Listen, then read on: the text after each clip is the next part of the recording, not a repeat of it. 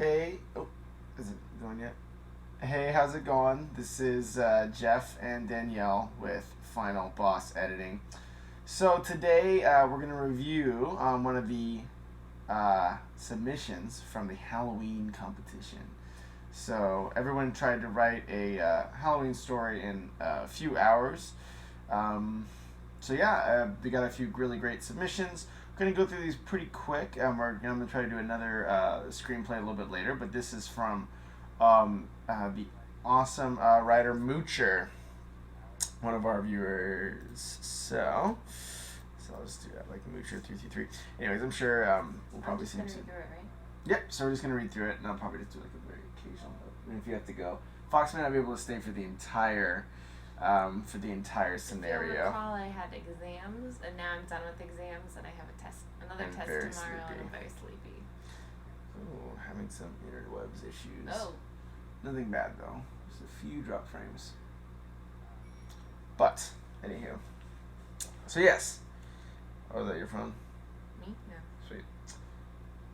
Then texting. Focus. Sorry. Oh, nice. Things are going well. Anyways, so we're going to go ahead and get started. And if you have any questions or any comments for the writer, let us know. This was written in a very short time frame, so, obviously, want to be as forgiving for flash fiction as possible. Okay, Night of the Snatcher. Thunder boomed over the rooftops of Acorn Grove neighborhood. The black clouds hung oppressively. I would take out the... And I know you don't need an article because it's not an established entity. Black clouds hung impressively over, low in the light night sky as a steady, heavy rain drenched everything below. Johnny Avery, a 6-year-old boy, sat nervous in his living room as he listened to his parents' plan for the evening. "There's just no way around it, Dana," the boy's father said, thrusting his hand through his hair and pacing by the front door.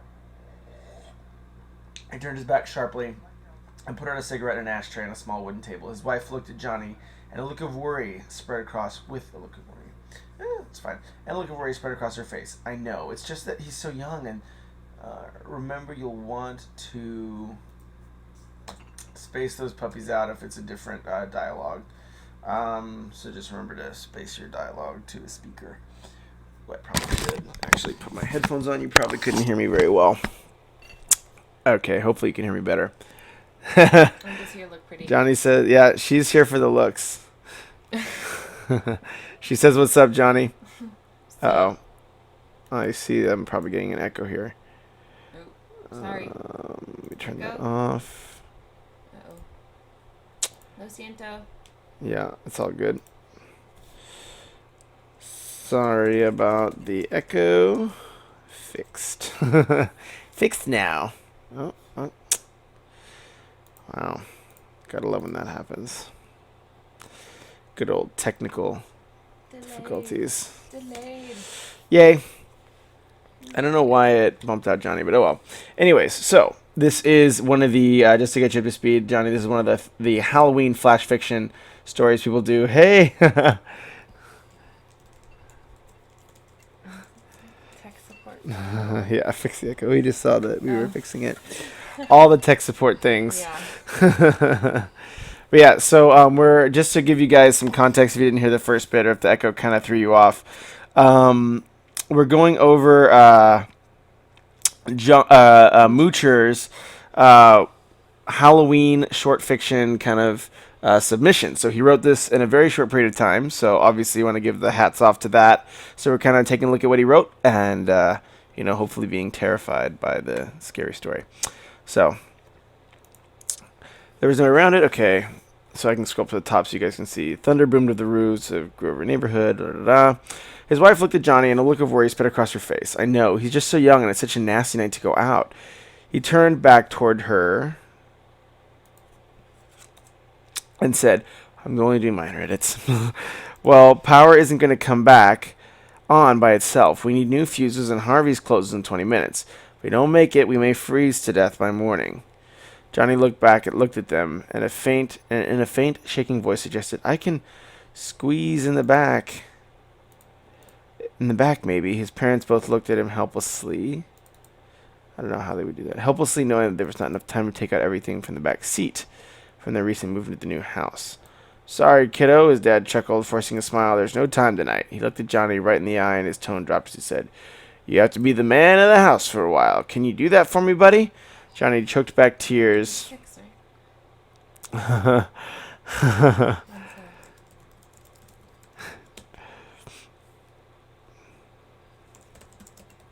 They said they don't like that it's a scary thing again.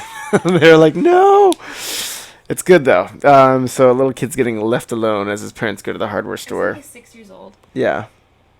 Is that pretty safe age for that? No, it's a borderline. Yeah, so maybe that's why the parents are kind of trepidatious about it, because they're kind of sketched out. That makes sense. That's good contextually. But they brought him with them? Well, they said there was stuff in the back seat, so that's good. He did. I don't know if that's a strong enough reason. If we were really gonna go and go into like big detail. Yeah. Where was that? Yeah. Oh. Is this a strong enough reason? Yeah, but I think it's still, he did the right thing to think about, like, knowing the audience would ask, like, good catch that the audience will ask this, but is this a strong enough reason? Yeah.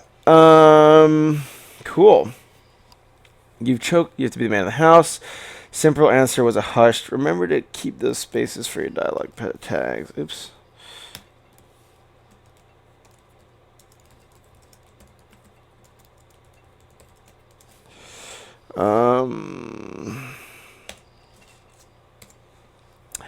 And with that, his parents gathered their coats and made their way to the front door. No, I don't care about you, autocorrect. Go home. Dana looked back at her boy on the rug and said, Okay, honey, we'll be right back, I promise. Before leaving, his father whispered, And don't let the Snatcher get you. Oh, jeez. With a wink, that's so mean, father. That seems that they were kind of nervous, but yeah, I mean, they seemed like they were nervous about the kid, and now they're kind of being more, like, open about him being alone, and, yeah, anyways. Isn't there a storm or something? Yeah, there's a storm, too. Yeah, that's scary. Poor 6-year-olds. It's a scary story. Leaving them alone in a storm and then telling them a Snatcher might get It's them. a scary story. That's kind of it's Halloween. Parenting. Yeah, it's also a scary story for the kid's future because he's gonna have terrible parents. The young boy sat on the floor in front of the TV like he always did. He looked at the black screen for a minute, as if he were waiting for it to come on so that he could watch Curious George again. The rooms of the house, good specifics. That's really, you gotta really celebrate like these like really good detail pieces in like something that you write on a very short time frame because it's harder to think about that.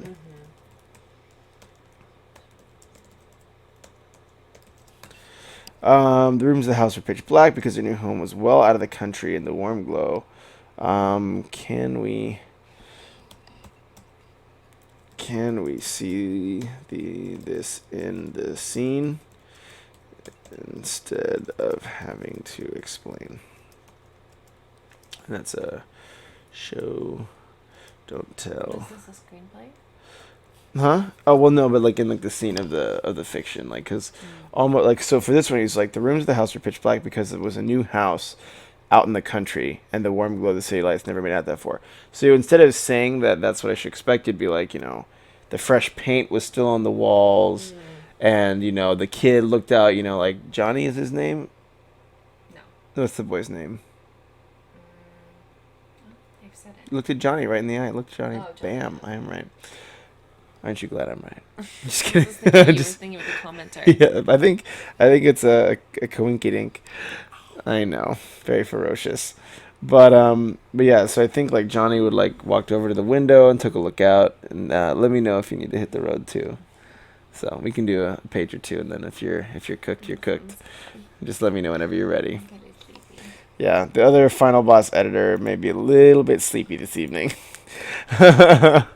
She's well without sleep. Well, finish your soda so you can drive home safe.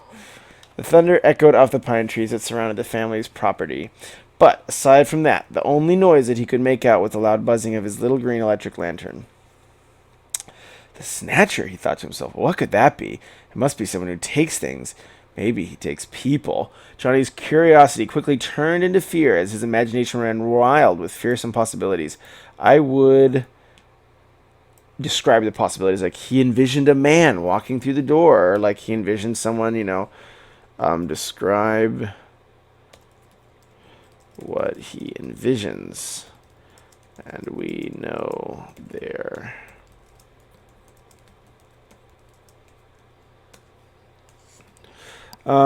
His thoughts quickly jumped from one possibility to another. Maybe he's real.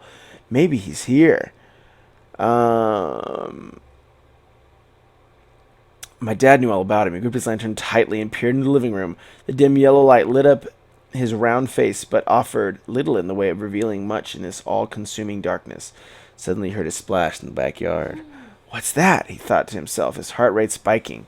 He crept slowly back to the window. Good description here. You didn't say he was scared, which sometimes you'll see happen. He got really scared. Way to show his fear. Yeah. So, yeah. Better than saying, like, Heath was really scared. Like, no, his heart rate spikes. I know that means he's scared in the context. Ooh, good call. Where'd you see that? The kid.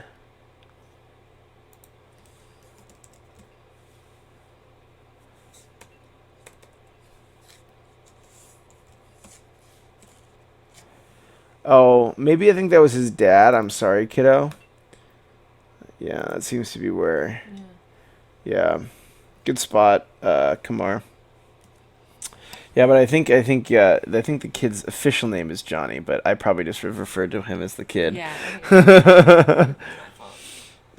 He crept slowly to the back window and moved the curtain aside. He couldn't make out anything because there were no streetlights in the area. Lightning flashed, and he saw something that made his blood run cold. Standing in the middle of his yard was a tall figure of a man. Good. So getting right to the action really fast. So that doesn't happen nearly often enough. Great job getting straight to the action. He wore a red leather coat that was skin tight, and water dripped from his black, unkempt hair. The worst feature of all was his face. I would say the worst thing was that face seems to be kind of an odd. The worst thing was his. Yeah, that horrible face burned. Nisma. I think it's good. I would almost. I would be. It seems like to be a big setup. Like it was burned into his face forever for something that is a little bit hard to visualize. So I would just want to be, maybe consider leaning out this buildup and using it to detail more about the horrific aspects of his face. Does that make sense? Yeah. Yeah, okay. Because there's nothing worse than, like, reading a sentence, like, it was so terrifying, and then you read it, and you're like, it doesn't sound that bad. Yeah, because then it kind of betrays the narrative, Yeah. Yeah. What do you guys think? Why was the boy called a kid? Oh, did I get that wrong? The kid sent him the TV as he always done. Oh, good call. What? I think he was saying. I think it was a little bit earlier in the narrative where he had that weird kind of the kid line that kind of stuck out a little bit.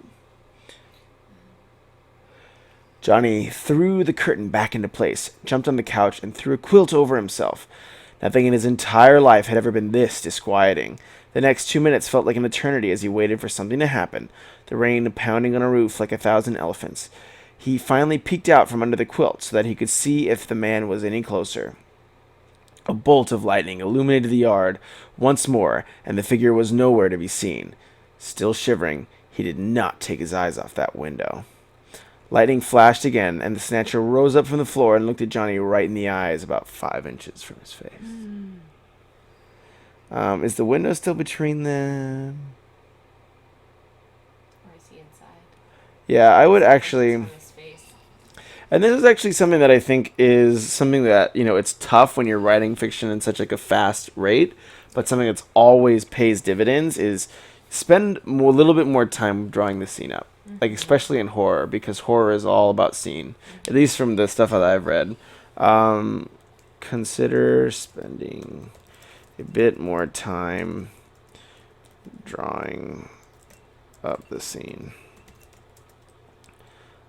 Clarify where he is, the window, etc. And you'll find helps ramp up the horror. Awesome. Any other comments from you guys? Cool. Okay. Oh, there's one.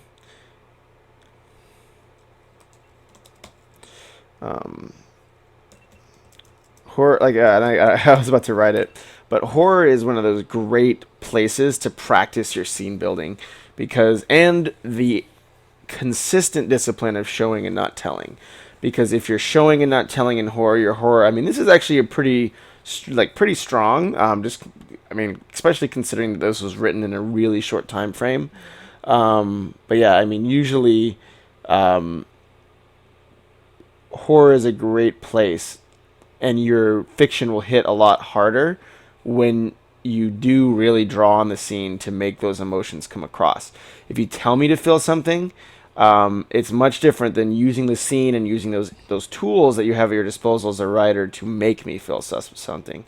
So those are kind of the things that are really big in horror. You gonna hit the road? Okay. So the Fox Lady is gonna retire. Say goodbye. Sorry, the final boss editing is going to get a little bit uglier. We will be right back in a few minutes to continue the broadcast. So feel free to put some notes down for this page, and we will see you in a sec.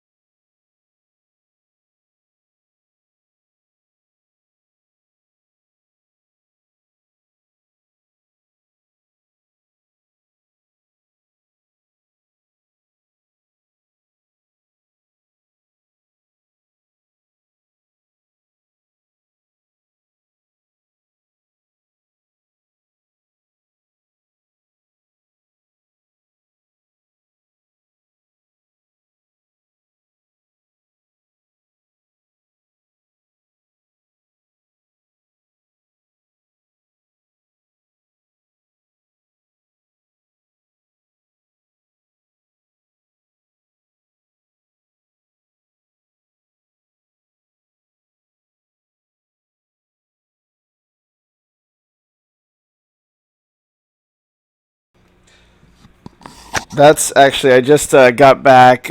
Fox is on her way, but or the Foxy Lady, but that's actually a really great way of kind of summarizing that, Kamar. No worries. I think you're absolutely right, because I think when you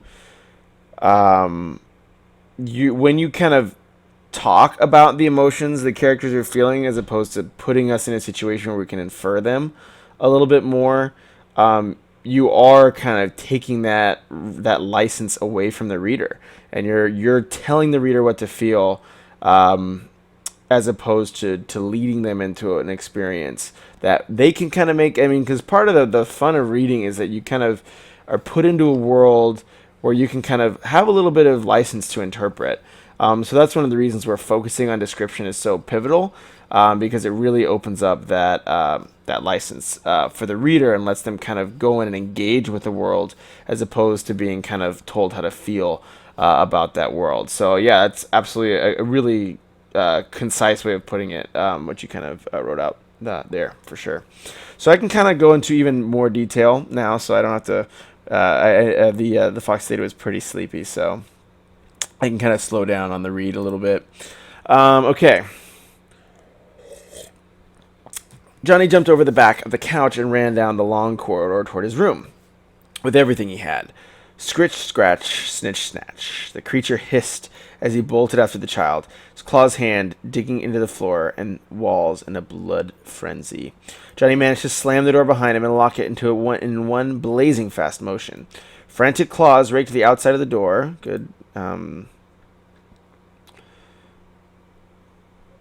So great. So like, I know Johnny's terrified, and you're doing a great job of not saying that here, which is exactly kind of the goal.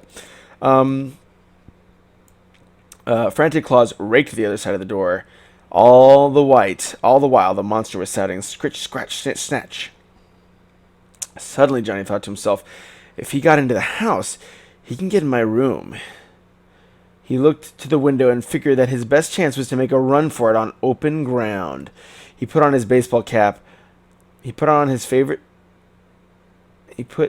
baseball cap on his small head. That would just be kind of a phrasing thing.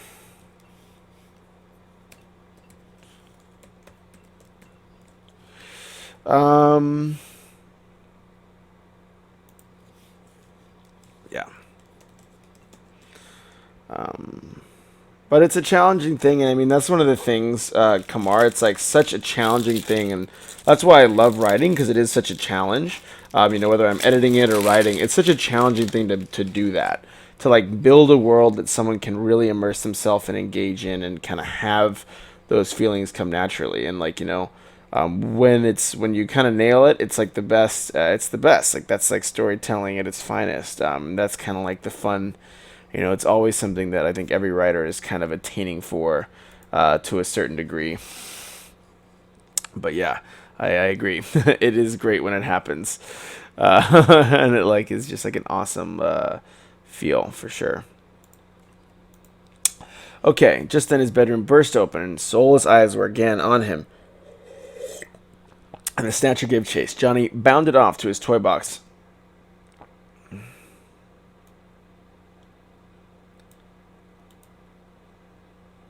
As the creature lunged for him, ripping the back from his shirt. Johnny cleared the window and landed on his feet. The smell of rain hung heavy in the air as the water instantly beat down on him, soaking him to the bone.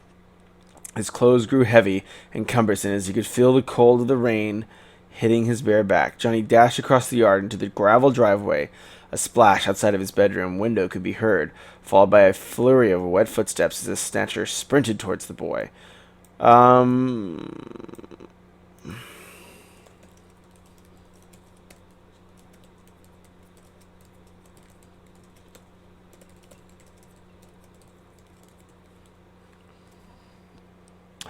While running, Johnny's stamina quickly dropped, and his fat little body betrayed him. That's one thing that I didn't actually... And this is an interesting thing about character description. You may have envisioned that Johnny was overweight, but I didn't get that same sense.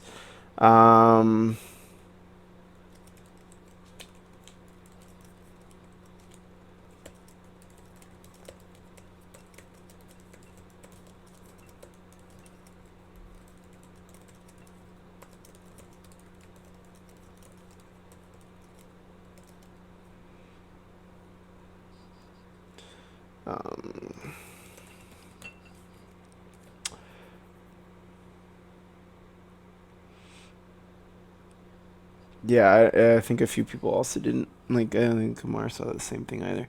The beast quickly began to overtake him. Just as it seemed that all was lost, his parents' car pulled in. Johnny jumped up and down in the bright beams of the headlights, trying to gain his parents' attention. They must have forgotten something and come right back, he thought to himself with a moment of relief. The car stopped beside him, and his parents got out. The small boy ran to them and said, "Thank goodness you're here. There's a monster. Look. Look, Dad, it's the Snatcher, just like you said." His parents looked at the creature, who was standing tall and lean in the gravel. It swayed slowly back and forth, making the rocks crunch beneath its wet boots, looking them in all with those empty eyes and plain white face. "We're too late," his dad said soberly, looking at his beloved wife. She looked back, sharing the same look, and said, "We almost got the lights back on in time to stop it." Confused, Johnny said, "What do you mean?" His father looked to his son and placed a hand on top of his head, saying, "He only snatches parents, Johnny. You were safe the whole time." The Snatcher stopped swaying. He stood motionless, staring at them as the rain continued pelting the members of the family. Then he rushed forward and grabbed them both by the neck and flew into the night sky, shouting, "Scritch, scratch, snitch, snatch, scritch, scratch, snitch, snatch." The end.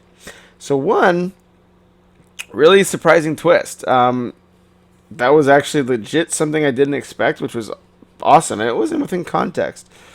Good surprise here. I'd consider establishing a hint of this a little earlier. The dad talking about the boy needing to watch out, for the Snatcher seems to run contra to this twist. Just be sure to clarify. Cool. It's a beast now. Yeah, I think it was like some guy. Wait, I got food in the next. Where did you see him? There's the monster. Look. Shoots back.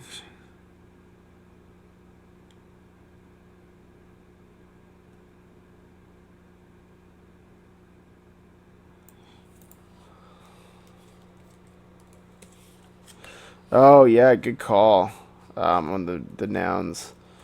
Yeah, there's a few times where the nouns kind of cases like this happen where different nouns used for the same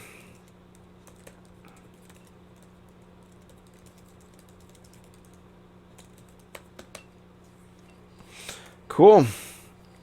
Awesome. Well, great job. I can kind of go through the overall and then just do a quick take a little quick switch to the next thing we're going to look at tonight. Overall, the good. Oops, wrong button.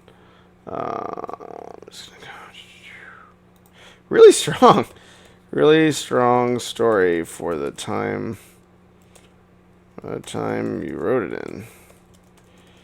The scene and writing style are clear and well defined, which trust me, doesn't happen all the time. You have a really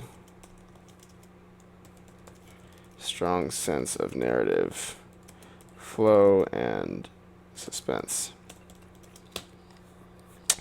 Yeah, I mean, I think dialogue was good and specific to characters. If I just looked at the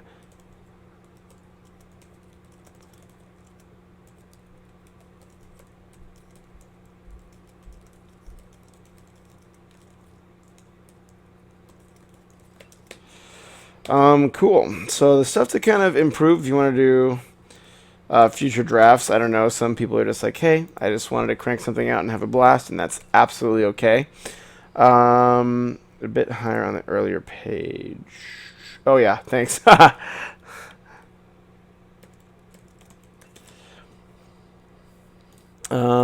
Sweet. So the things I would think about is, if I want to keep developing this, probably for one would be, build out a bit more mythology. Don't have it in the story, but know it in your head and use that knowledge to keep the spiritual 100% consistent. I guess I could also improve my spelling. Okay, let's see what else we got here.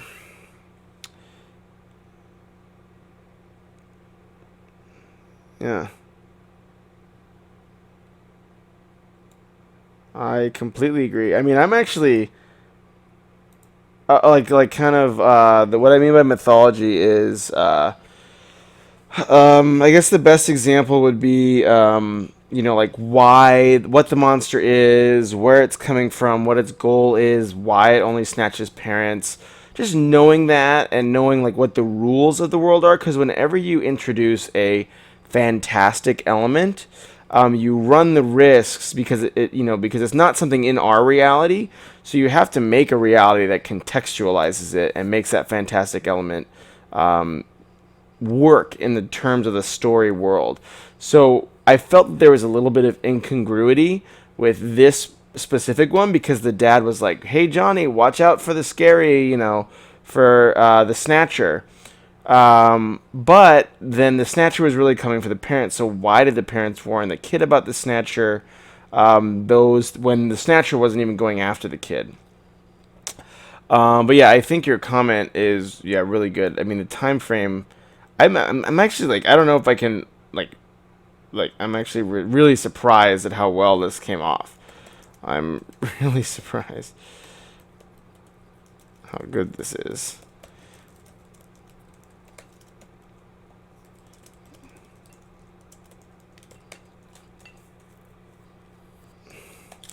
Yeah, and then I was also going to put your comment in here.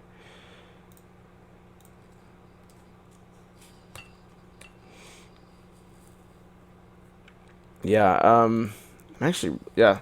It was a very smooth flowing story. Like the flow was very on point. So those are things that are kind of vary by touch and feel for the writer. So just by the fact that this flowed really well, like even though hey you had a short time frame, I can't really expect you, to like figure out the mythology, and you're kind of probably discovering this as you're writing it. So that's okay. But if you do a future edit, those are the things you kind of pull through. Showing, not telling. This came up a few times, but it's something that is a consistent discipline and editing point.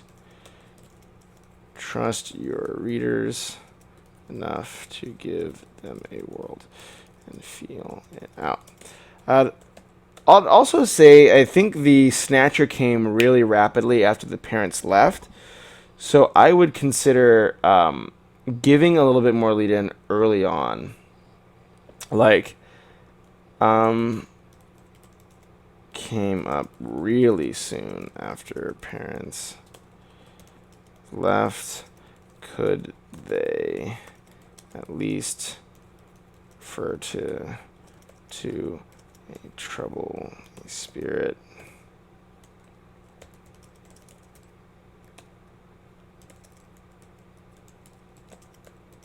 Something to prepare for his sudden. Yeah, I think like the watch out for the Snatcher was a good line, and because it did serve this purpose in part, but I don't know if oh yeah, for sure.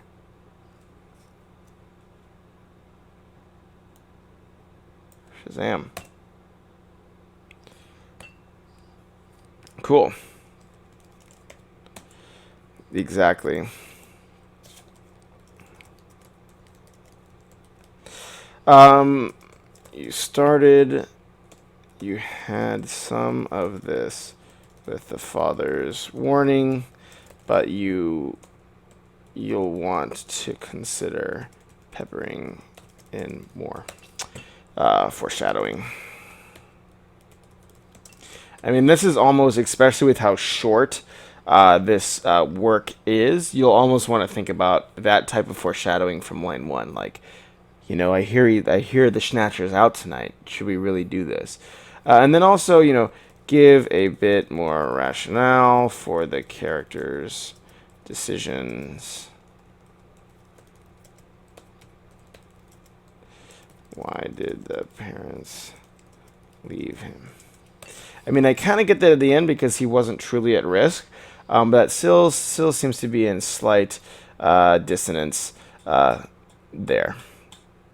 So there we go, the Night of the Snatcher. Great job.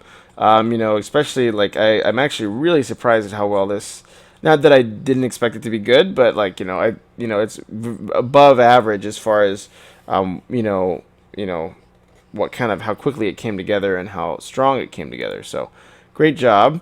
You know, I will send you over the edit. And then also, so one of the things I'm going to do now is another good friend of mine wrote another screenplay. So I'm going to jump into that next. If I can pull it up.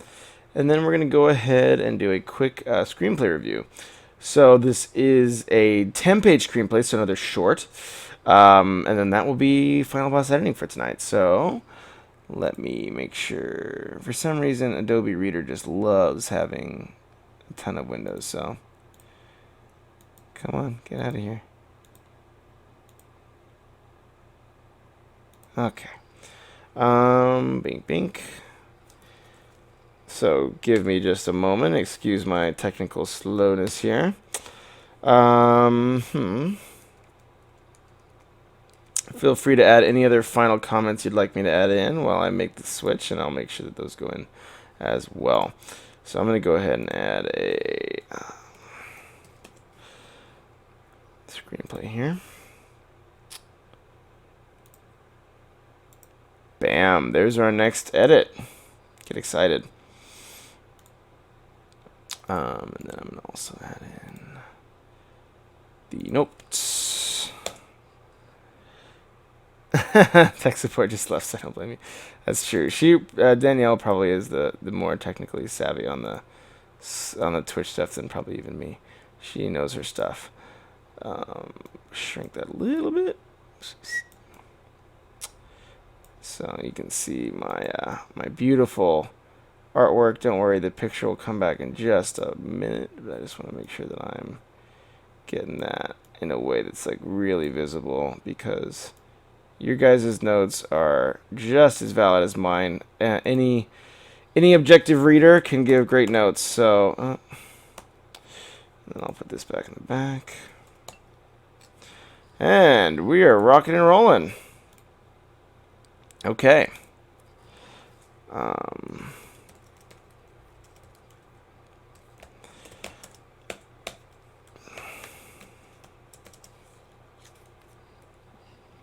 Okay. Sweet. Off we go. So this is a story called Plain Heart Matters. This could be a thing for Southwest, I would guess. Because they're LUV, right? Okay, cool. Fade in. Interior kitchen day. Frazzled mother Lauren Stegall, young 30s, blows back a strand of free-flowing hair that wriggled itself loose from her ponytail and now dangles over her cheek. It puffs out momentarily, drops back into its same location. She wears a, great intro, a little bit heavy. I would almost cut great care intro. Very visual, which is what you want in a screenplay. I would consider trimming out the puff part. Just if you want to lean it out. That just seems a bit, kind of a little bit overwritten, but I think that first half where it's talking about everything, this first half is like perfect. And this part probably just a little bit extra. She wears a gray sweatshirt, stained and splotched. She may have slept in it and not had a chance to change. TV plays in the background. Yeah. I think so too. TV plays in the background, but what or who matters little. Lauren's not watching anyways. It's simply background noise. We already kind of said it plays in the background, so this is kind of restating your initial thing. It's background. No need to restate. And you'll see, and it kind of goes along the same lines of that showing, not telling notes we had in Moocher's edit was, those, thanks, friend, man. But yeah, so what we're doing, Fran Man, just to give you context besides my amazing good looks, is we're doing screenplay editing. We just wrapped up a edit for a Halloween short story that, geez, I guess I'm getting sleepy. Stay on target. But no, so we just did a Halloween short story about a character called the Snatcher, and then this is about, well, we're just finding out what it's about. It's called Plain Heart Matters. It's a short screenplay, about 10 pages, so we're going to go through that as well. So I hope that gives some context. Anyways, so we already kind of get the TV's on the background, need to restate, and this kind of goes back to that theme of just trusting your reader to get it. With showing, don't telling, that's a very similar type of symptom. You don't trust that your reader is going to get scared from your scene description or whatever it is, so you tell them that the character's fearful. So you need to trust your reader's ability to infer these types of things. So overwriting those kind of areas where you're not trusting the reader are usually the things you cut first when you're going in and editing a piece of fiction. These are kind of some of them. Because she's more concerned with the 19-month-old baby, I would almost say year old, but that's just probably preference. I don't really know what that looks like. In the high chair in the front of her at 8:39 in the morning, as the all hands on all seeing. More concerned with the 19-month-old baby in the high chair in front of her at 8:39 in the morning, as the hands on the all-seeing clock above them on the walk shows. It's a bit overwritten.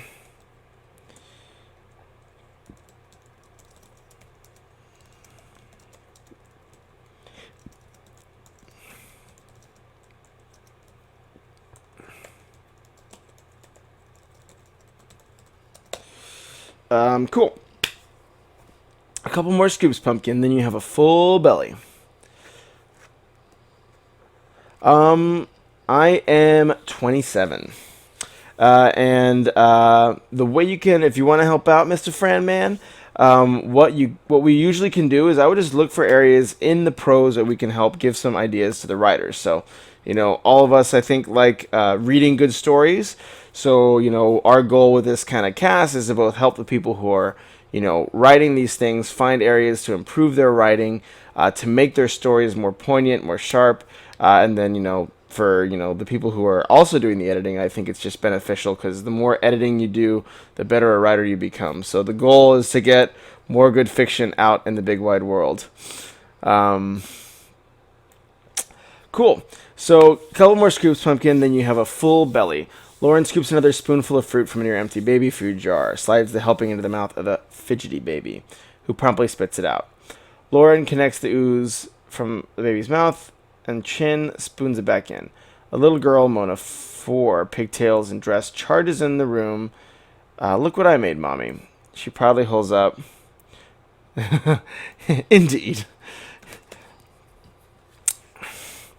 Indubitably. Look what I made, Mommy. She proudly holds up a sculpture of Tinker Toys. That's very nice. Lauren, focused as she is on the baby, barely looks at it. It's an airplane. This is good. This actually establishes a character flaw, which is the mom seems to care more about the baby than the kid with the plane. Good establishment. So what you see here is because you as the reader recognize a character flaw. Thanks for the follow, Franman, by the way. So because we, the readers, see the character flaw, we want to now see that get resolved. So now the reader recognizes a problem, so then immediately what they're looking for is that resolution to start happening, which is the exact thing we want to do on page 1 of a story. So great job there. It's kind of hard to see an airplane out of that, no matter how Lauren takes a better look at it. Oh, I see. She feeds the baby another spoonful of fruit. It's for daddy because he's always on them. Great. Another issue, like the parents aren't really there for the kid.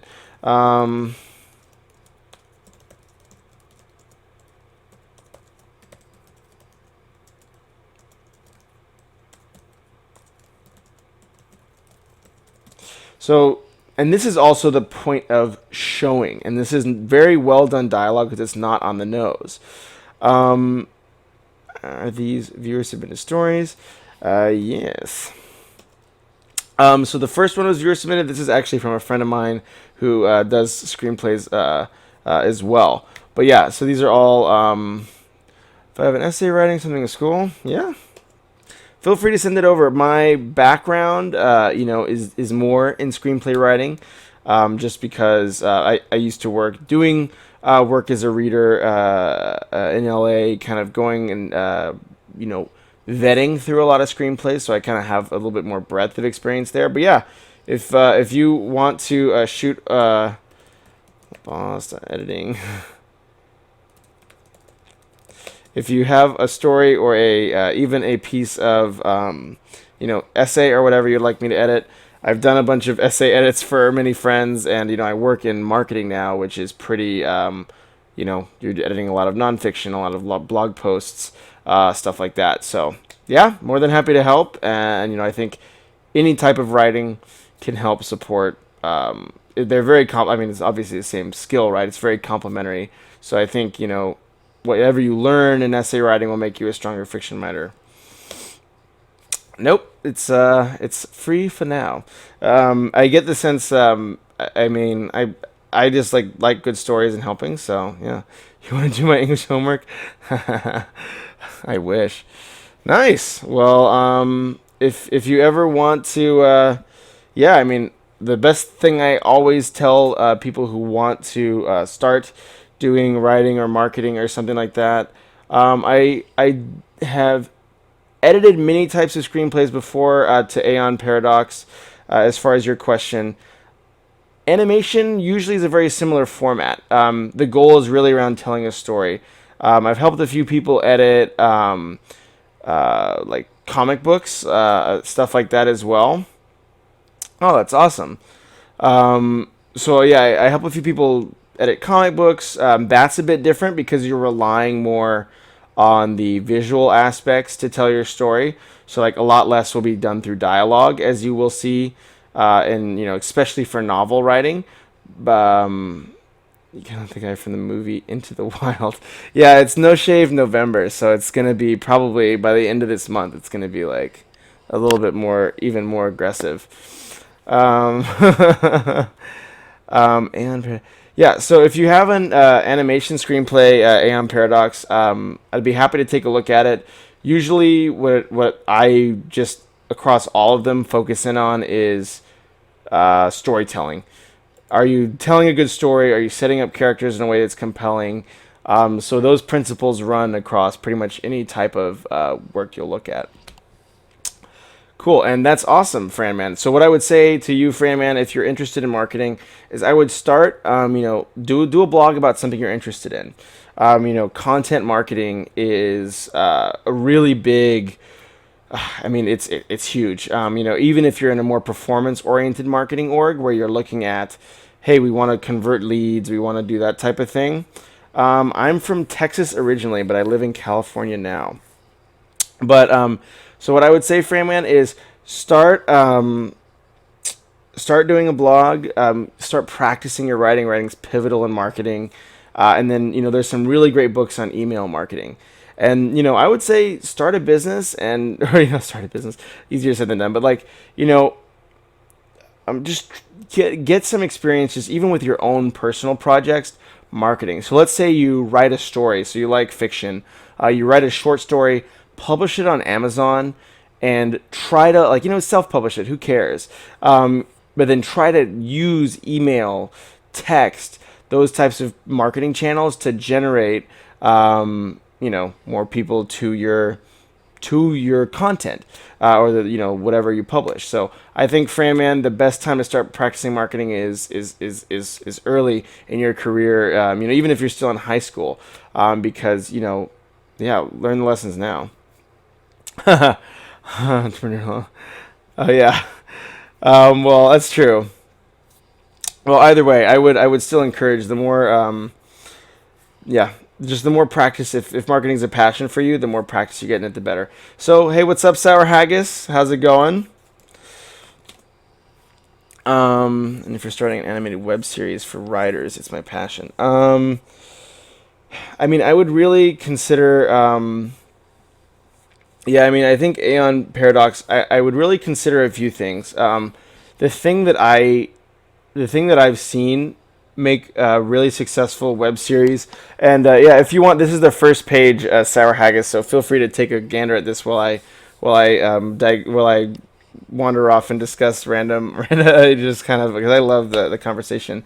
As far as starting an animated web series, I actually knew I knew a guy who did a short web series, like little 10-minute short films. And what he did was he had a very when did this turn into a guidance session? Well, it's all fun, man. I love the good. The more writers that are out there making awesome stuff, the happier I am, because I love good fiction. So I'm more than happy to always digress a little bit to talk about those types of things. So what I would think about is your overarching story. What kind of story do you want to tell? And then if you see it as being an episodic series, so lots of episodes going forward, you will definitely want to spend more time, you're always going to want to spend time developing your characters, but you want to think about where those characters are going to arc, and what types of dynamics you want to play. Kind of hard to speak into, just since I haven't read it. But the things I would really prioritize is I would read Save the Cat by Blake Snyder. I've recommended this on every single stream. I can even show you the book. I have it in the other room. Hold on. But I've recommended this on every stream.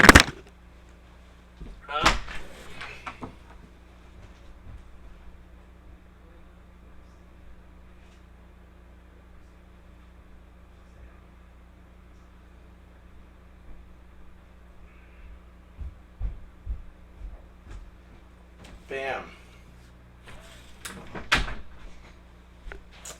So, this book is a very good, indeed. Also, if you ever are curious about getting better at writing, and if you're interested in marketing, that's something that will help.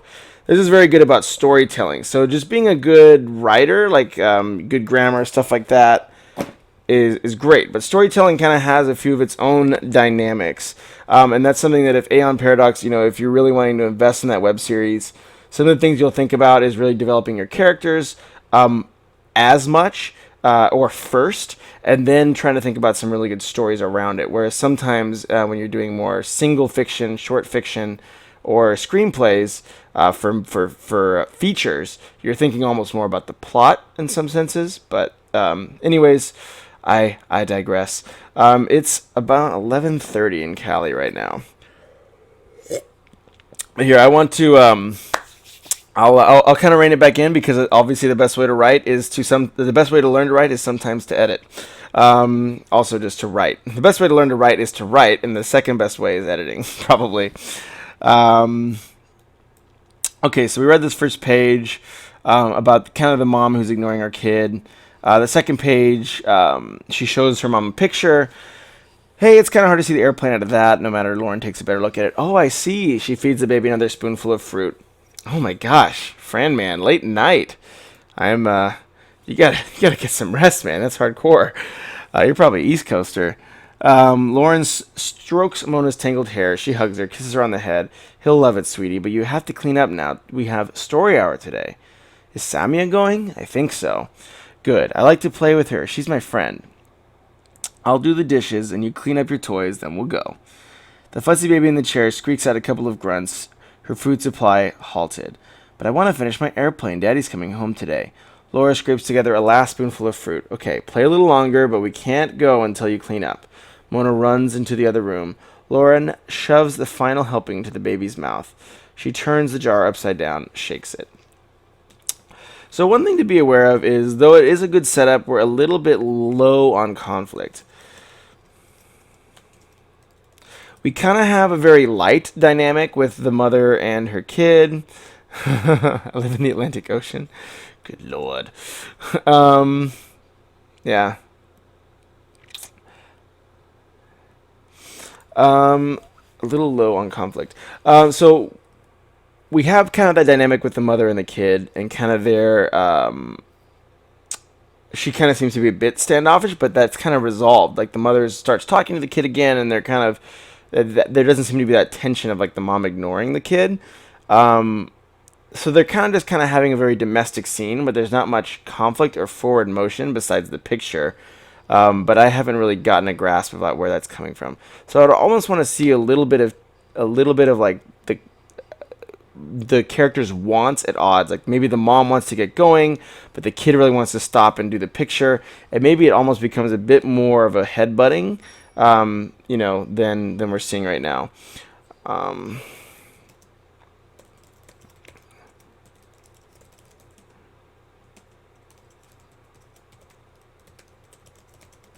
Because conflict creates uncertainty.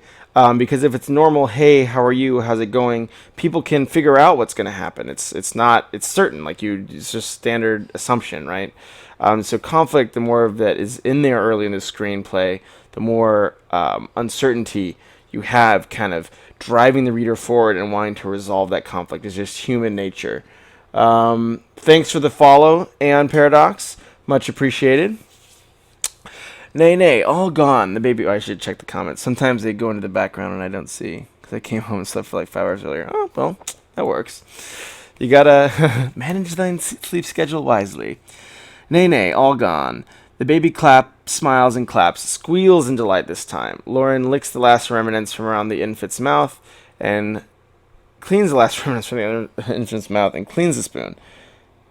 Clean and clean. So that's just a grammar thing. You kind of want to avoid having mirror words too close to each other.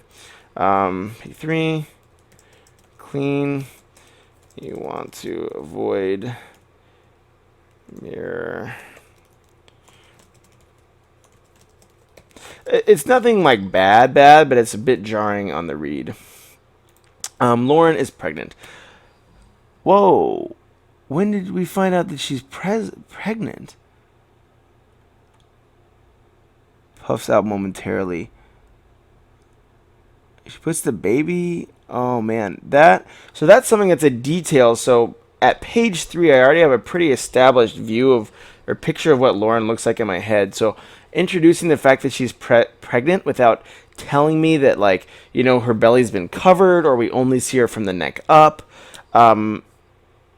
That's a surprise to me. Like that goes against the picture I, as the reader, am already developing about this character.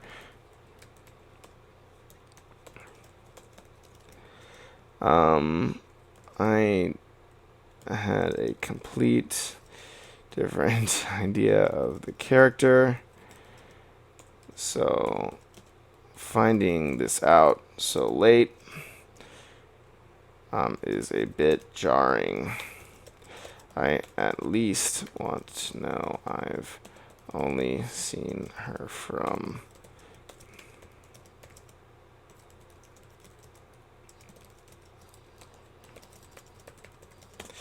so yeah, I hope that all makes sense. Good writing is in the editing. That's very true. That's very true, Sour Haggis. Writing is editing.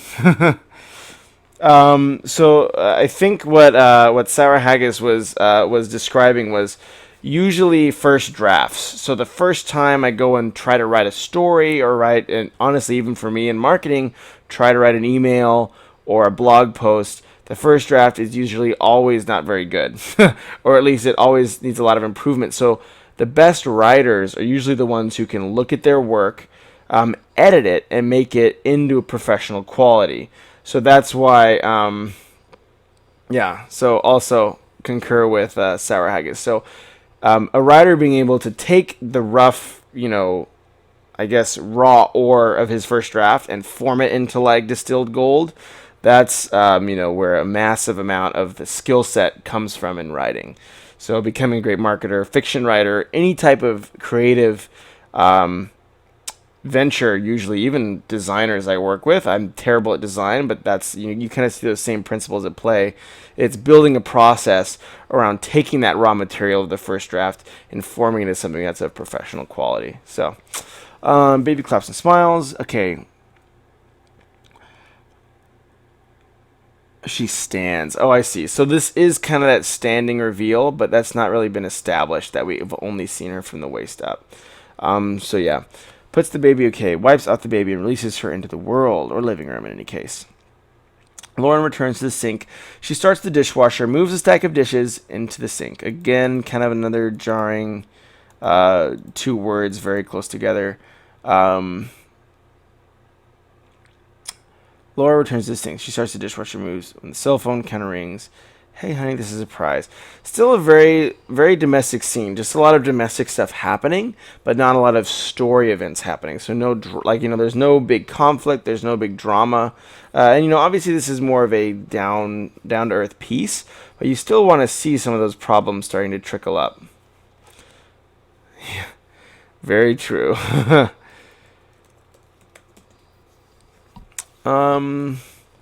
When the cell phone on the counter rings, honey, this is a surprise. Honey's VO sounds as through a phone. Good, it's supposed to be. Everything okay? Sure, great, we're between meetings. I thought I'd call to see how my favorite girls are doing. Just finished breakfast. Getting ready to go to story hour. She wrings out the dish rag. That's right, Tuesday. And get mommy out of the house. How are you feeling today? She clops down hard on the cushioned chair on the table. Gives a sigh that the chair mimics. Dishes can wait. Run down, like always. It sure beats the puking. How are you feeling today? Was she puking? That was horrible. I guess she had morning sickness. How are the meetings? They're fine, but it's so hard to concentrate. Drops the rag on the table, holds it there. Is Marty doing that thing with his teeth like usual? Because that's really annoying. I wish. No, it's the view. So spectacular. I can see the whole city and beyond. Like you're on the top of the world and could stick up your hand and touch the clouds. I don't know how anyone here can focus. Here focuses on work. Okay, so a few kind of interesting points here. P4. So first, a long dialogue line.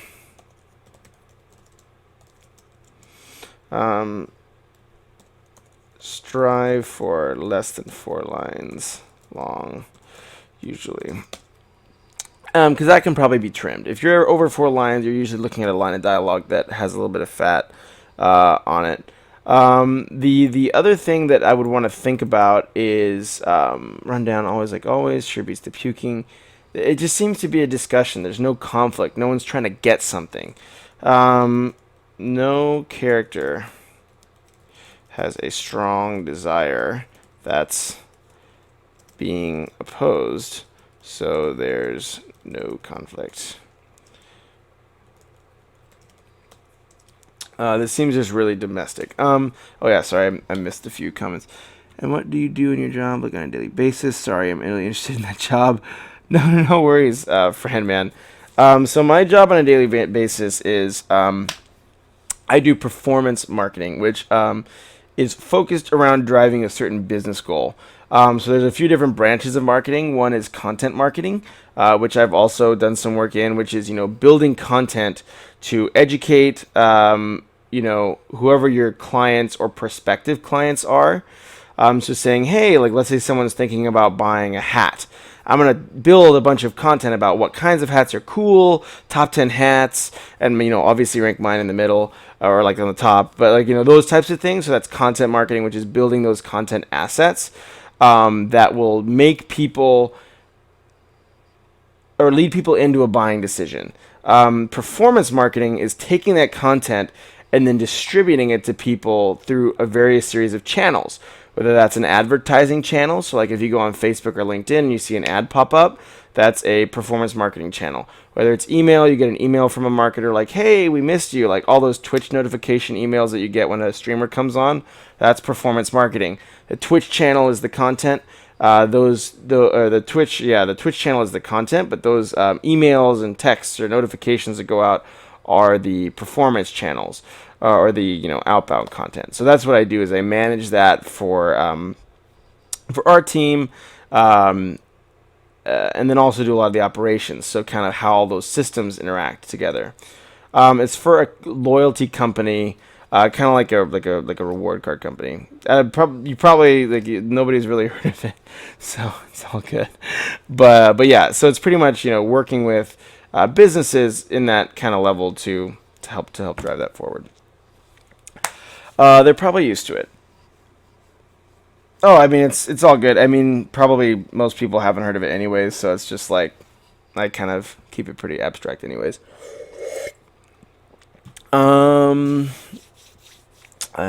Awesome. Okay, cool. So they're probably used to it. She wipes the table, gathers the crumbs into a pile.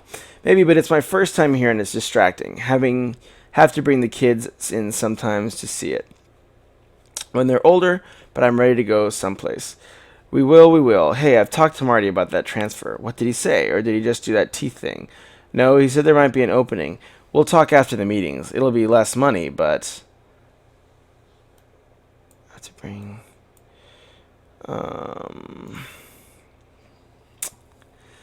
yeah, I have to bring the kids sometime to see it. Talk to Marty about that transfer. Honey. I guess is his name. It might be an opening. We'll talk after the meetings.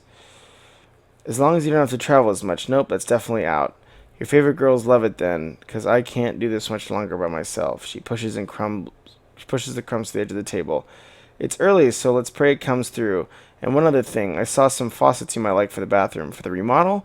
You don't want anything to do with that. I saw these and thought they were pretty cool. I'll have to go see them. I got pictures.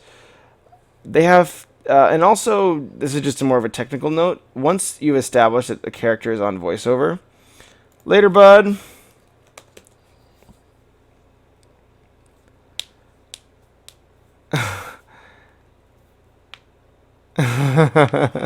Sorry, Kamar Kane. It's you got to pay the bills somehow. You know, unless so many people want editing on stuff that pays the bills, but it's a good company. So if that's any consolation, I love what my company does. I think it really helps people. So at least it makes me more amenable to, encouraging people to make good decisions. Honey VO. So yeah, don't need voiceover on every dialogue tag. Just do it on the first one and we figure it out. Kind of get it after that. Other thing is, it's just a conversation between two people. There's just not much happening.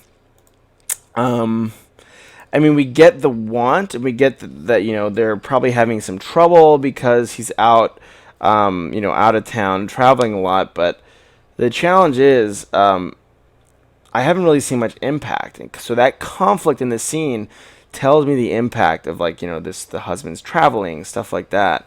So, I would really consider ramping up the conflict and show me how the husband isn't not being there is hurting the family. This is done through conflict. Because like like Lauren is saying, oh, I've had such a hard time, like it's been so difficult.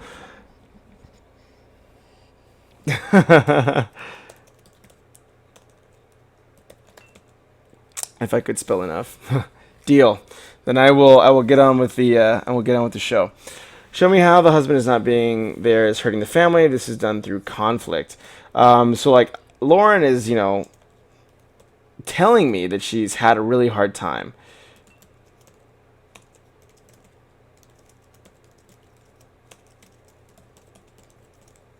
But I just haven't seen it. That's where you have a lot of, I think the writer has a lot of room in these first few scenes to really build that conflict between the mother and the kids, and to show it's like it's been a struggle. And like, I mean, if I know a few people with kids, like it's not a freaking easy thing. Those are the types of things that I think you can really draw out of this, because then that gives you stakes. Goal, stakes, and urgency. Those are the three core aspects of a scene. What the character wants, what's at stake, so what do they lose if they don't get it, and why do they have to have it now, the urgency. So you can use that conflict between the mother and the child to really build the stakes. So why is it important that the husband comes back and doesn't travel as much? Well, that's because the kids are going crazy and Lauren's barely keeping it together. She seems like she's got it pretty good right now, so I don't really see that as being a thing yet. I don't know if you guys, the beloved commenters, feel differently, but yeah, I mean, I get the sense that that there's some opportunity here to really bring out that aspect of the story. Okay. Your call, just an idea. Gotta run. They're calling us back. Okay. She still carries her tinker toy. Look, Mama. She holds up her aircraft. Sports a few modifications. Wait, someone wants to talk to you. And then probably the husband will be on the phone. She holds up the phone to Mona. Say hi to Daddy. Mona sides at the phone. Hi, Daddy. Hey, Muffin Top, you being a good girl for Mom? Yes, and I made something for you. She takes the phone from her mom. Awesome, I'll see it tonight when I get home. Maybe get ice cream at Sal and Sandy's too, like last time, if Mommy says it's okay. Gotta go, Muffin Top. Love you. Love you too, Daddy. Put Mommy back on. So there's not this dissonance, because like this kid, I think, has been feeling pretty rejected. So that's not really coming through here. I don't see why it's so important for him to come back. Mona seems pretty cool with Dad, even though he's ignoring her.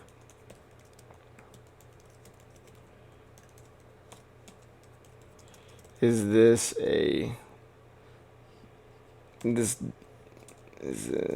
realistic? I don't think so. I think, kids will usually tell you what's on their mind. The lack of the 3 pillars. Yeah, I think that's a good call. Yeah, I think P6. Or this would probably be in the overall. And we can just put that.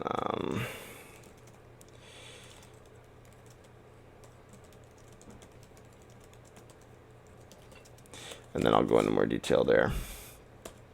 But yeah, good comment.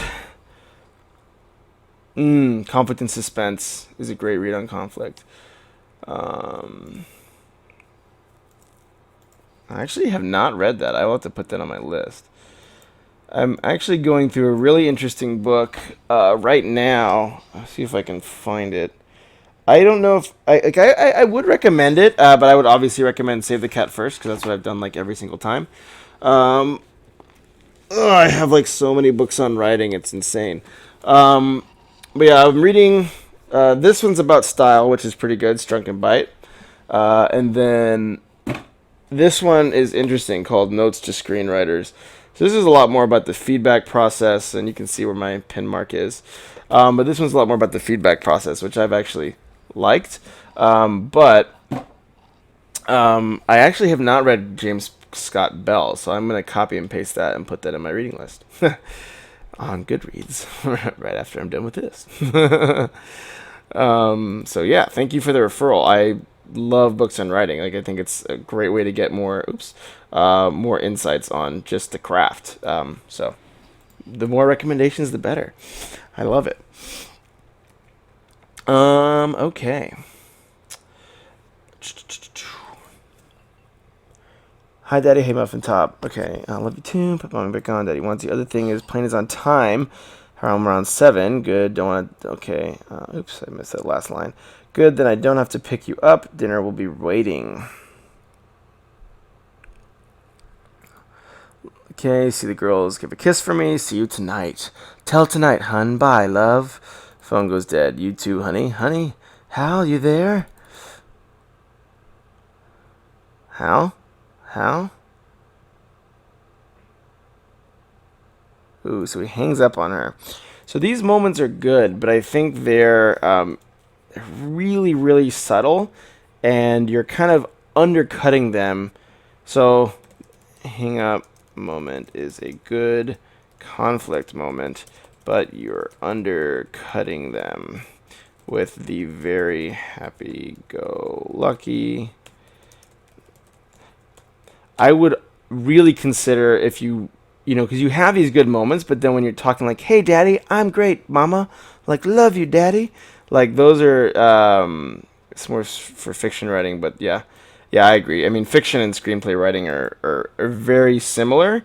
I completely agree. Screenplay has a little bit more structure elements where you're looking for certain plot points to happen at more specific times. No. Inability to read. Oh man, do you? I hope if you have like, I'm sure they have audiobooks. All this stuff is in audiobooks too.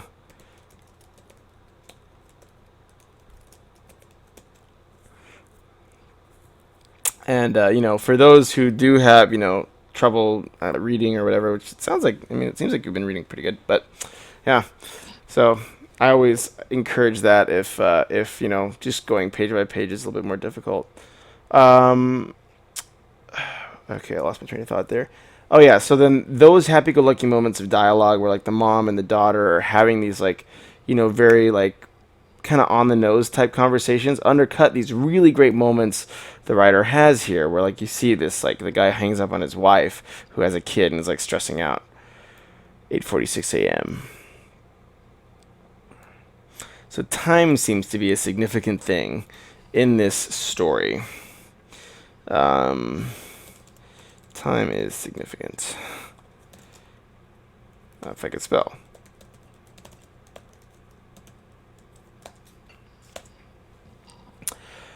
Mona, how are you coming with the toys? Here Regine's washing the dishes. Still not done with Daddy's plane.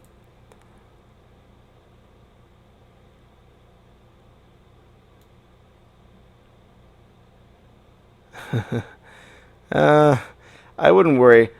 Honestly, I barely even. Yeah, I think too much, way too much. So I've turned stupid over the years. It would seem.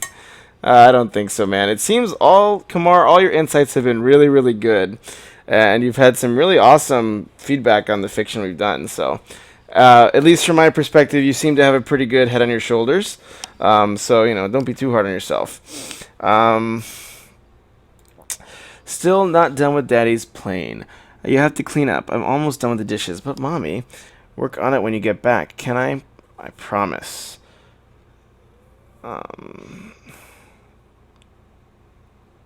Yeah, I completely agree. And that's one thing too, is like you can use cliches, but your reader is like waiting, and like and I'm a little bit worried there won't be a payoff, or I'm thinking probably a plane will crash, and regret and all that stuff is kind of what my gut is telling me, though I kind of really hope that doesn't happen. I hope because that's kind of because if that's one of the things I think is going to happen, there's going to be a plane crash and there's going to be regret. That means it's the most predictable answer. So then that means that the writer will want to probably rethink how they do that and find a less predictable moment that's still within the context of the story. So I would, yeah.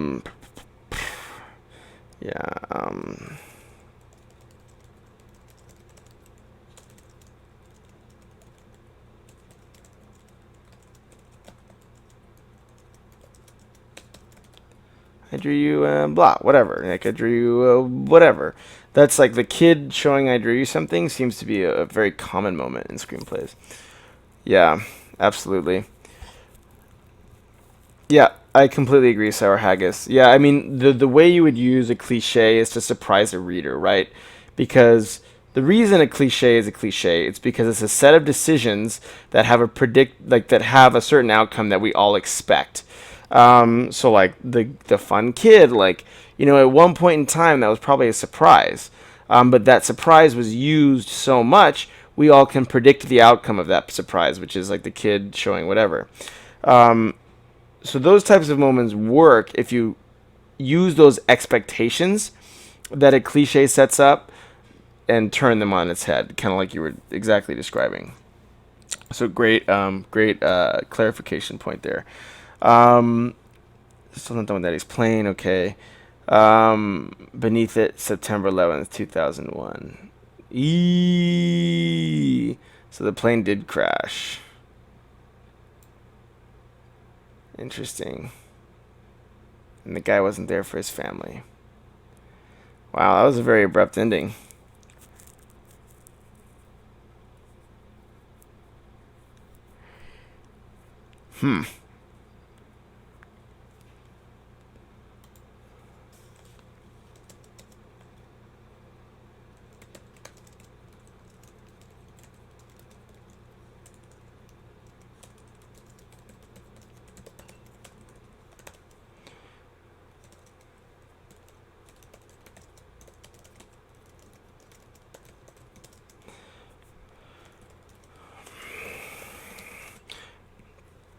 Yeah, and I did kind of think that there was going to be a plane crash ending because, like, that's exactly what we talked about the page before.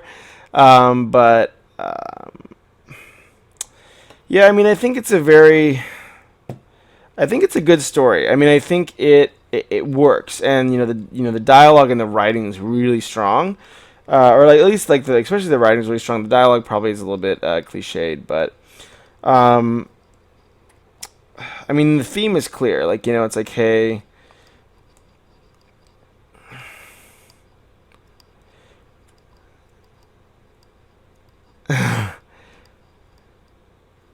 Well, that's a good thing. Stories are supposed to make you feel something, so that's awesome.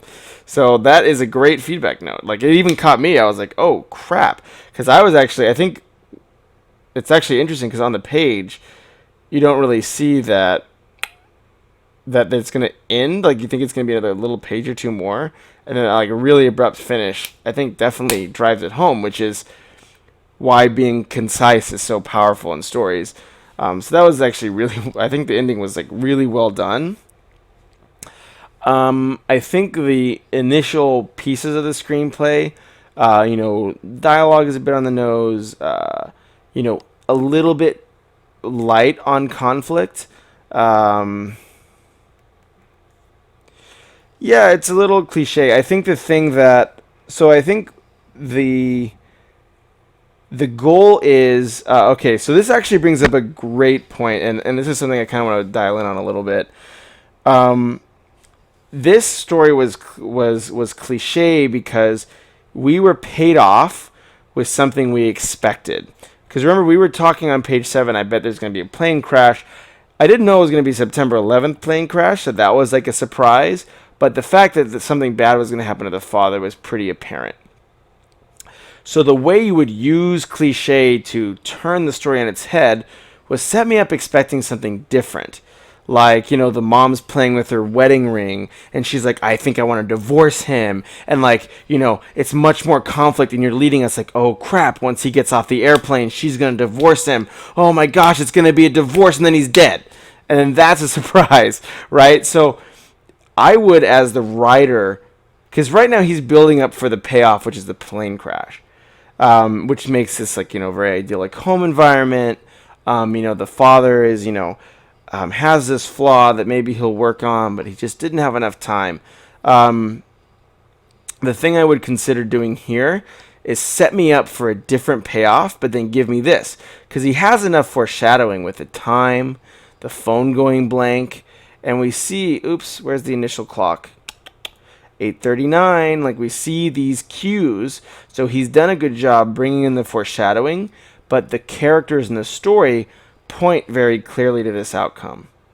So the thing I would really encourage the writer to do, and I'm going to send him this so he can do it, is to set up the story in a way that we expect it to be a divorce, or we expect that big end payoff to be something different, because there's no other conflict that's really pointing us in any direction besides the plane. Just add to the darkening, saving lawyer's fees. Yeah, I agree. I mean, because I think you need to promise me something different than the plane crash in the beginning. This would be improved, and I'll do good stuff because I think they're.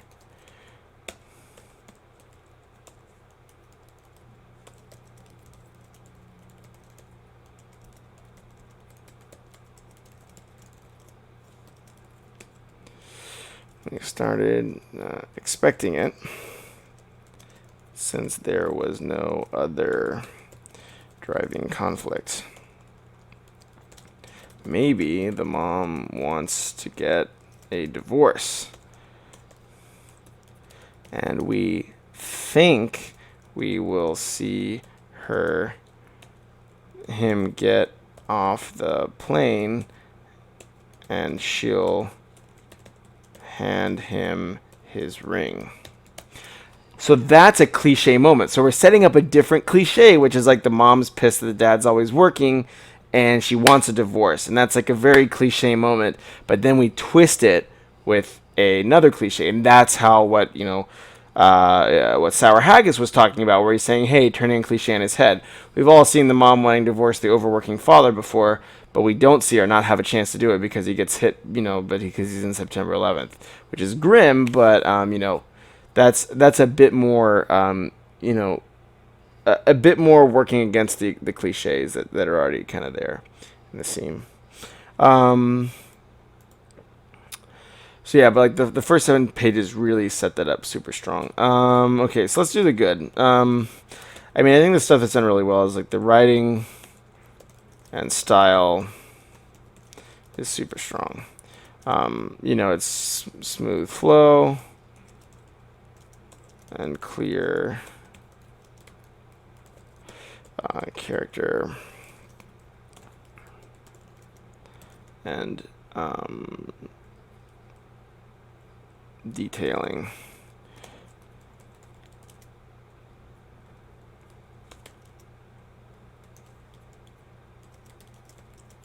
I think it's precise, I see. Yeah. Saving lawyer fees.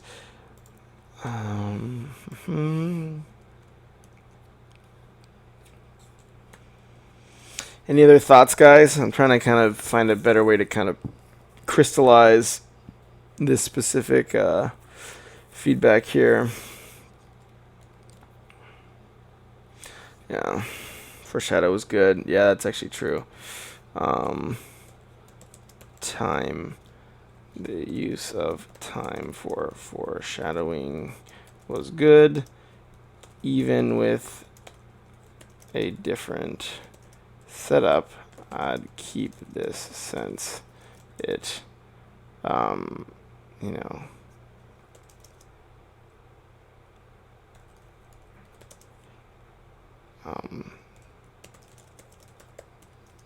yeah, I'm just gonna save it instead of have this thing pop up like 5 times.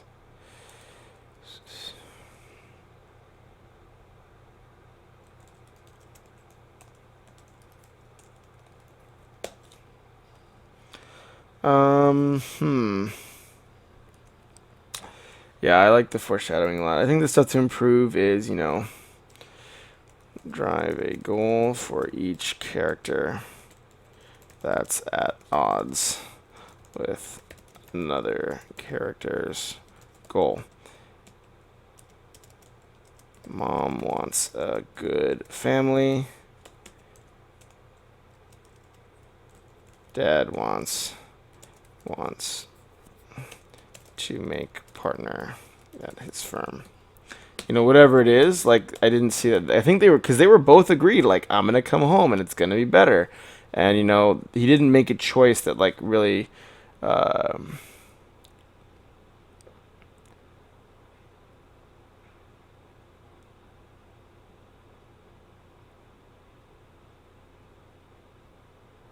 Yeah, if that makes any sense, the cliche was well informed. Was well formed. I wasn't in doubt that it would be, and I want to divorce you, never home situation, if that's even a thing. No, I think you're right. And one of the things that I think because he doesn't do that, because this is missing, it makes us expect something else, which is a plane crash, which is the next logical thing, because that's the only other thing that's been set up. So that's, I think, really detracting from the surprise ending, is the fact that he doesn't set this up. Oops.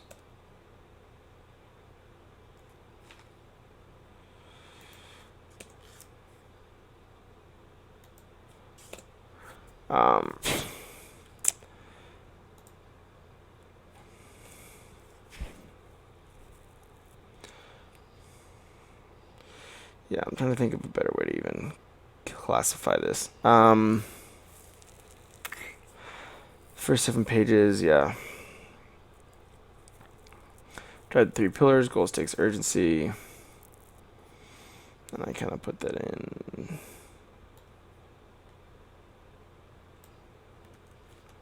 This one there.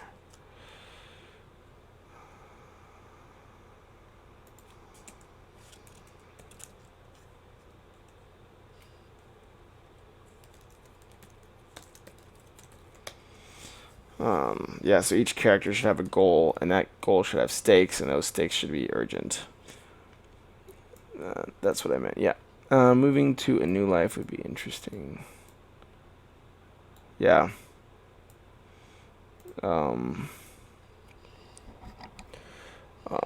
Could they... we can probably put that here as a subnote on this. Could they even be more focused about what that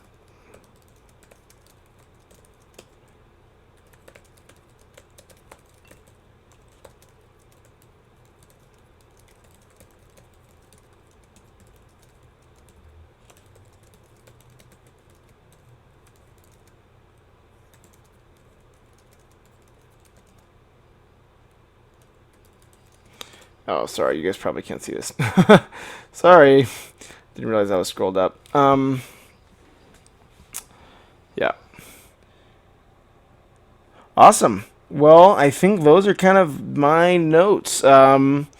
Great story. I mean, I think the twist was amazing, and I think, the thing the writer just will really want to do is really make sure that twist is even more backed up by the rest of his narrative. So that twist is something that's completely unexpected, but makes complete rational sense and in context. Like, oh, I didn't see that coming, but it was there right in front of me, but I just was expecting something different. So using those reader expectations to really make your twist hit home, and then using conflict to kind of serve as another kind of way of using that sleight of hand to draw the reader's eye away from the twist that's coming. Because I think the thing that tells me this probably piece of work needs a little bit more work is that the fact that on page 7 we were like, guys, there's going to be a plane crash, I can just tell, and then on page 8 it was a plane crash. So yeah, those are kind of my overall notes for this one. If you guys have any other thoughts, speak now or forever hold your peace. I'll be sending these out to the writers. Hopefully this will help them keep making awesome stuff, because I love good writing, and this is definitely good writing. So yeah, great job, guys. Thanks for hanging out tonight, and I'm gonna get some sleep. Take it easy. That's us at Final Boss.